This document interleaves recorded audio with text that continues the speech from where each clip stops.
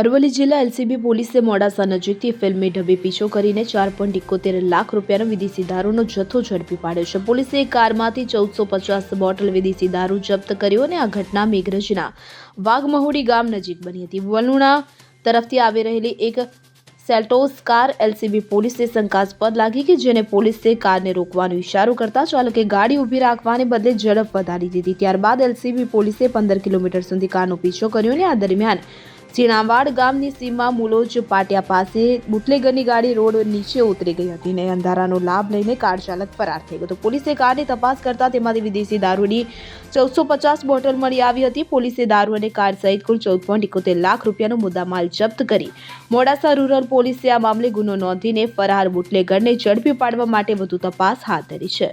Bureau report CN24 news. હવે જુઓ દેશ દુનિયાની તમામ ખબરો તમારી આંગળીના ટેરવે. ઉઠાવો મોબાઈલ અને Google Play Store પરથી ડાઉનલોડ કરો અમારી CN24 ન્યૂઝ મોબાઈલ એપ.